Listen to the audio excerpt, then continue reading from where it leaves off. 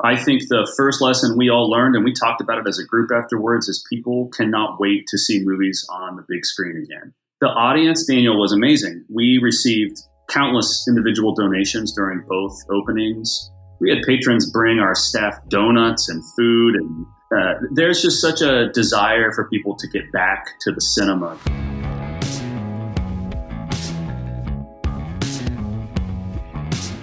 This is the Box Office Podcast. I am Daniel Loria, the editorial director of Box Office Pro, the only publication in North America exclusively dedicated to covering the movie theater business, joined once again by our co-host Rebecca Pahle, deputy editor of Box Office Pro. We've got a great episode for you lined up today. We are launching a new feature in the podcast beginning this week, Indie Focus, which is going to be a new monthly segment with our partners at Spotlight Cinema Networks, where we highlight stories of perseverance in the exhibition community during the COVID-19 pandemic. Our guest this week is going to be Chris Hamel, the president of the Gateway Film Center in Columbus, Ohio, who will be joining us shortly to discuss how the Gateway tackled the pandemic and how they're ready to recover after a very difficult year. But before we get started, Rebecca, a lot of news that happened last week at the box office, new movie coming out from a major studio. Can you run us down what happened at the top of the domestic market? It was the battle of the horror sequels over the weekend. We have the third movie in the Conjuring franchise, or should I say the main franchise. There are spin-offs. But The Conjuring, The Devil Made Me Do It was a new release. And then you have the second week of A Quiet Place Part 2. Now, our chief analyst, Sean Robbins, expected that Quiet Place Part 2 would be able to stay on top of the box office for the second week. That did not turn out to be the case. The Conjuring, The Devil Made Me Do It did exceed expectations to earn $24 million over the weekend from a little over 3,100 screens. This despite the fact that, as it's a Warner Brothers release, it did come out day and date on HBO Max, where it will be for the next month. Something that kind of caught my eye that I was interested about with this film is that it had a kind of mediocre critical response and a mediocre audience response, B+ on Cinema Score. That's, people who saw it weren't particularly excited. The word of mouth isn't particularly good. But I'll really be interested to see how much of an impact that has on its second weekend drop, because I think we don't really have enough of instances of this happening to note that it's a pattern. But with Spiral, the Book of Saw, it was a similar situation where the critical and audience reception was meh, but the second weekend hold was pretty good. So I'm wondering if we are seeing a situation where the pent-up demand kind of is so high that we're still at a point where people will just kind of go see anything. They want to see a horror movie, they'll go see The Conjuring Part 3, even though it's not supposed to be all that great. But regardless, it did come in above the last entry in the Conjuring franchise, Annabelle Comes Home, which opened to $20.2 million in 2019. It did eventually top out at $74 million domestic, but again, it didn't go day and date. So, as we've said before on the podcast, Daniel, it's really hard to predict what the performance is going to be given the completely unusual circumstances that we're in right now. But even so, given the fact that A Quiet Place Part 2 only had that first week at the top, pretty darn good first week, and it had a pretty darn good second week as well. $19.2 million from about 3,700 theaters, 59% drop. At this point in its release, the first film, A Quiet Place Part 1, had $100 million domestic, and the second one is at $88 million domestic. So again, hard to say where this would have been without a pandemic, but I'm going to tend to believe that's pretty good. We're not that far off. If we look at the same point of release for A Quiet Place Part 2, we're 12% back. The original had made $100 million after its first two weekends. The sequel, yes, coming off of a holiday weekend opening, but also coming off a global pandemic, $88 million against $100 million. I think these are numbers that are acceptable. I do think that 59% drop was probably more than I personally expected for it to suffer. But you know what? If you look at these top two titles in the market, it tells you something about new titles coming in and new titles doing well week by week, right? I think as we've discussed in the past, we're not going to have new studio releases every weekend throughout the summer. We'll be lucky when we have frames like this one, where we have a high-profile title followed by another new high-profile title, and we saw the impact of it, right? Even if it's not a movie that has a critical consensus behind it or the cinema score from audiences behind it, that word-of-mouth power, it has something that A Quiet Place Part 2 doesn't have in its sophomore frame, in that it's a new release. It's new, and if you had a good time at a theater last weekend and you want to come back, you're probably not going to see the same movie again.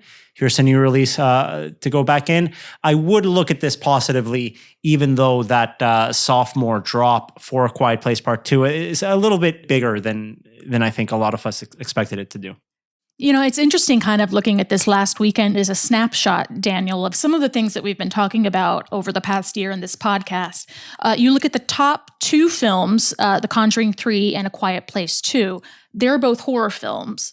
You look at 3, 4, and 5, both a very powerful genre during the pandemic and the post-pandemic recovery era. We have 3 family titles making up the rest of that top 5. Daniel, what are we looking at there? So Cruella coming in its sophomore frame with $11 million from nearly 4,000 theaters, leading to a $43.4 million total for that title. That's a hefty theater count for 11 million. That's a hefty theater count. Again, that drop, when you compare it to what happened with A Quiet Place Part 2, wasn't as steep. We're looking at a drop of $48.8 million for Cruella in its second weekend, which tells us that, hey, the family titles are showing some consistency at the box office. I know it's something that you mention a lot here, Rebecca, that we've seen these titles have a little bit more legs when it comes to audiences coming back from the pandemic. And I think the best example of that is a title that came in fourth place, a title that I had never heard of. It's something called Untamed. It's from Universal.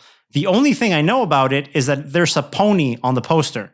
And I think that's more than enough to get it in the top 5. It's really an interesting case with this movie, and I think maybe we're a little bit out of the loop and haven't heard about it because we don't have kids. But this was kind of, if you go back into the DNA of this movie, in 2002, there was a movie called Spirit, Stallion of the Cimarron, which I believe was kind of like a seminal movie for young women who, you have a lot of girls going through a horse girl phase where you're obsessed with horses. I think this was a really critical movie for a lot of that demographic who were growing up in 2002. That became a Netflix TV show, which in turn then became a movie. So it's a little bit 6 Degrees of Kevin Bacon. But yeah, it's interesting. It goes movie, Netflix series, movie again. And as we're seeing, a movie that did surprisingly well, given the fact that it doesn't have the high profile of some of these other family releases. And it really didn't come in with that marketing spend that we saw from other new release family titles that have come out in recent months. But as we've mentioned in the podcast before, that ecosystem of streaming, feeding theatrical, and helping add a spotlight or really emphasize some titles, some IPs, we're seeing that with his number 4 title in the market, Untamed, which opened to $6.1 million from 3,211 theaters. And then to close off the top 5, we had Raya and the Last Dragon from Disney, holding on with $1.2 million from a little bit over 1,500 theaters to reach a $53.5 million total here in North America. So a fairly straightforward top 5 this weekend, Rebecca. Like you mentioned, top 2 with horror sequels and the 3 directly below them being family titles. We're getting some consistency. Of course, these might not be pre-pandemic figures, but looking at the numbers, I think there are a lot of promising signs as we approach the next big benchmark in the market at the end of June with the release of F9. Well, you can count me excited for this weekend with the release of Peter Rabbit 2, The Runaway. which, given what we've been saying about family titles, we've already seen the movie do well in the UK. That's something that we'll analyze on the next episode, but definitely it's one to keep an eye on. And really, it's just so refreshing, Rebecca, to be able to look back at the last year and change and be able to tell the stories of cinemas that have been able to tackle the challenges of the pandemic, reopen, and get to program some of these titles, which leads us into our feature segment, which is brought to you by Spotlight Cinema Networks, the only cinema advertising company dedicated to serving the needs of art house, luxury, and dine-in exhibitors for cinema advertising, pre-show entertainment, event cinema, and digital display distribution. Spotlight offers unique revenue-generating advertising programs tailored to an upscale and influential cinema audience. In collaboration with Boxoffice Pro, Spotlight Cinema Networks is proud to present Indie Focus, a monthly interview series profiling industry thought leaders, iconic art houses, and executives from the country's leading luxury cinema circuits. To find out more about Spotlight Cinema Networks, visit spotlightcinemanetworks.com. And with that, Rebecca, I think we've got a really great conversation with Chris Hamel, the president of the Gateway Film Center in Columbus, Ohio. Chris, thank you so much for joining us today. The best place to start before we dive right into it is if you could tell us a little bit about the Gateway Film Center. Obviously, you guys are in Columbus, Ohio, but what's the film scene like over there, and what role does your cinema play in that community? Well, first, thanks for having me. It's great to be here. Film Center is the real epitome of unique. We sometimes feel like an art house. We sometimes feel like a arts center. Sometimes it appears to be a somewhat commercial venue, but I don't think there's anything really like it in the country. It was originally developed by the city and Ohio State University to sort of drive economic development in a part of the city that was being revitalized. It was originally operated by the Drexel Theater Group, which was a small local chain that was here at the time in Columbus. And then Landmark Theaters operated the venue for a few years as well. I was actually retained as a consultant in 2009 to sort of figure out why it wasn't working the way that the developers had hoped it would. And, what we landed on at that time was we had to really become a integral part of the arts community in Columbus to survive and to reach those goals. So the Film Center is really focused on artists and filmmakers. We don't exclusively play independent film. We don't exclusively play commercial film. We don't exclusively play local films. We try to curate a mix of the best of all three. And, I really think we've done a pretty good job in building trust locally and in the region. And people believe in curation here. So the thing that some people may not know that are listening is that Columbus is really a great arts city, and the Film Center is a part of that arts community.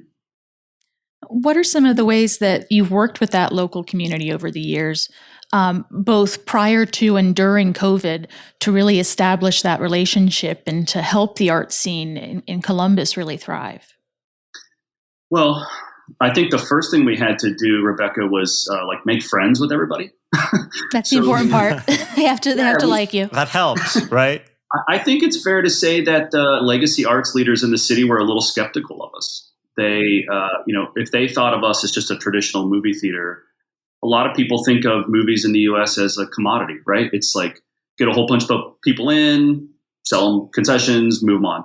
And so we spent the first few years really trying to explain to the other arts leaders in the city that wasn't really our model.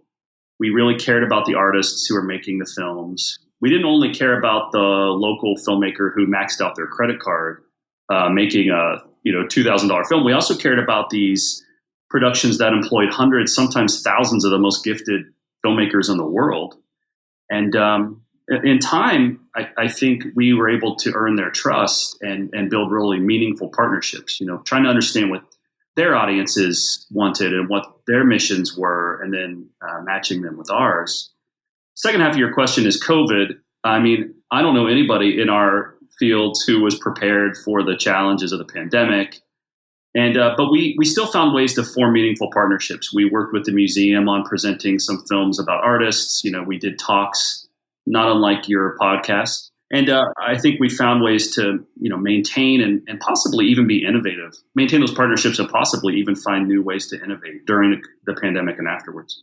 You mentioned, the Gateway's role as not just a movie theater, but an arts center. What are some of those other initiatives that you've done either in person or virtually during the pandemic, other than just being a site for screening movies? Well, sometimes our role is as the host. Sometimes we're the venue. So, if there's a film festival or another organization that wants to host a screening, Film Center's a great place to do it. And so when we're the host, we take the responsibility seriously of sort of passing the microphone, right? Letting them tell their story and be front and center. Other times our role is in the curation, in the creation of these opportunities. And so it really depends on which role we're playing at which moment. We really see to be critically important to give filmmakers in our city and our region a chance to present their film the way they wanted to, which is in a big screen environment. Nobody spends 2 years of their life on a project to watch it on their computer at home. They want to see it in a big screen environment.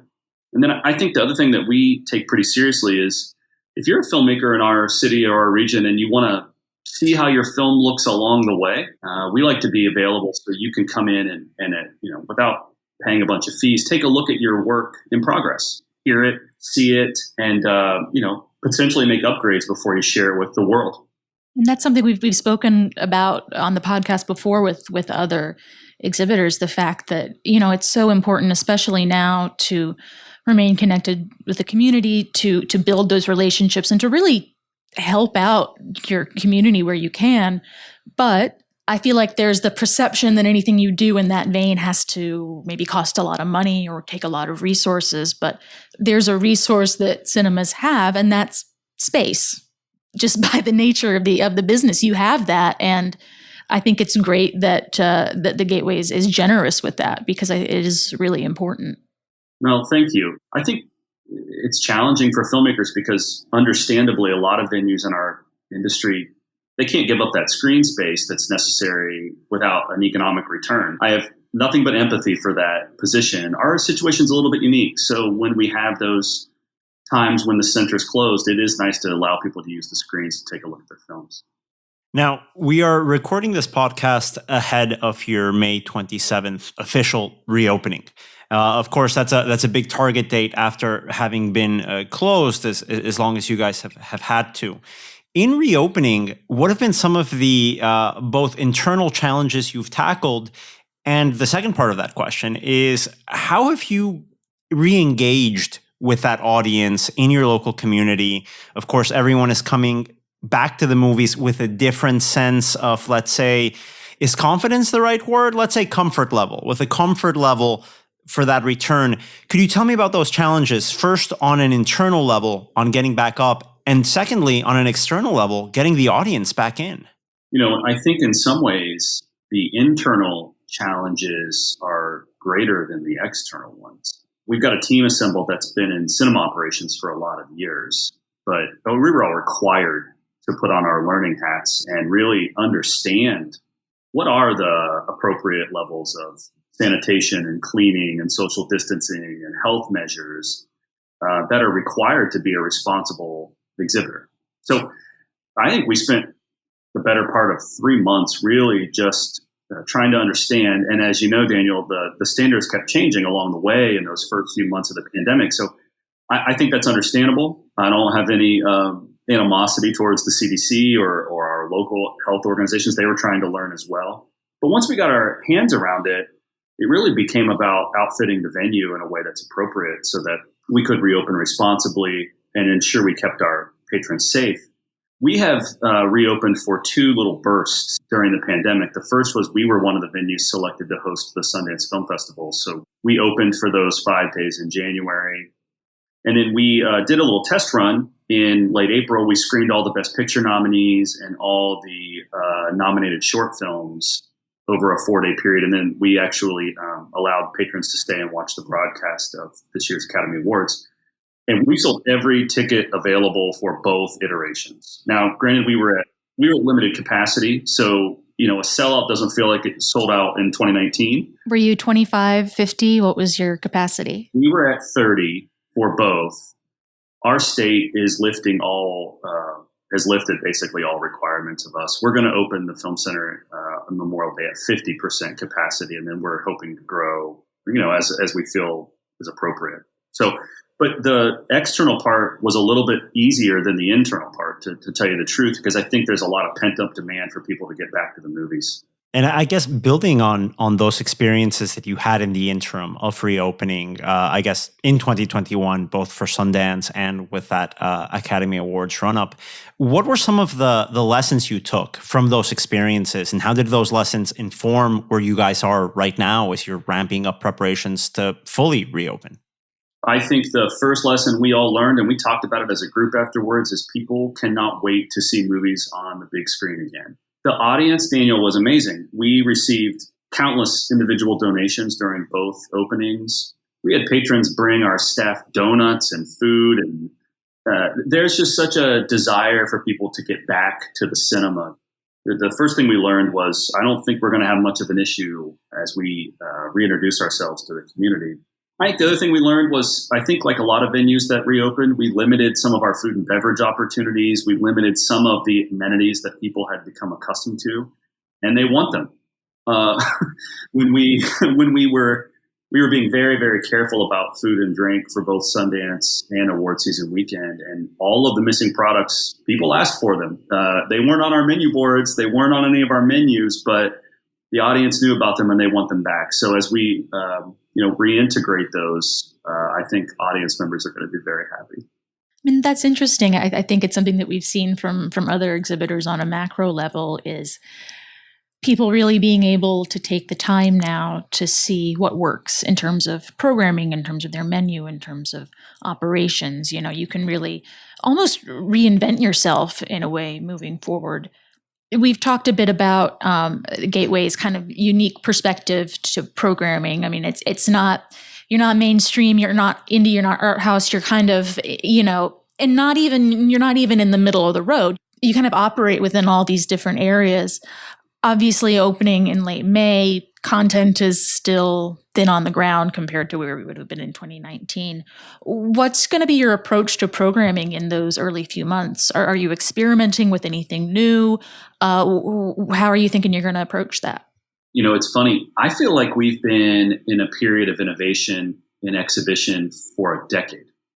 Things have changed so much since 2010. And, when we got to 2020, it wasn't like streaming was invented, right? Netflix had fully cornered the market 5 years ago, and then you see these new people coming along.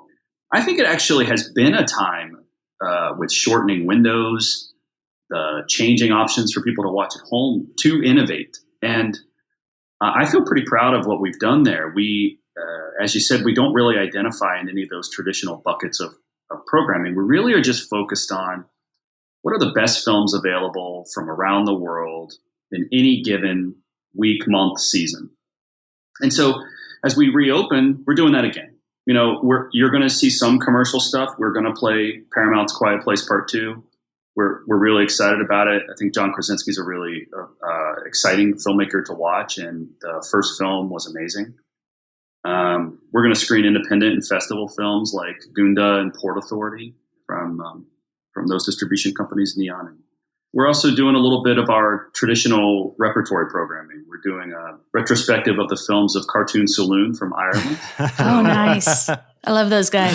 And including their short films. We're doing Chloe Zhao. We're, I think, one of like a handful of venues that actually played her first film, Songs My Brothers Taught Me. And in 2016, I love that movie. And we're showing all her features and all her shorts. And then we're doing Silence of the Lambs 4K restoration, because we are 4K cinema, and it's 30 years, and Anthony Hopkins won his Oscar 30 years ago, and then he won another one this year, so it's a good time, I think, to do that, and then a few other local and festival things that are sprinkled in. It's fascinating to hear this, Chris, because we've been talking about it for a while in just these misconceptions when you talk about art house cinemas, right? Where even just the term might be alienating to some folks, and maybe even the term could be a misnomer of sorts.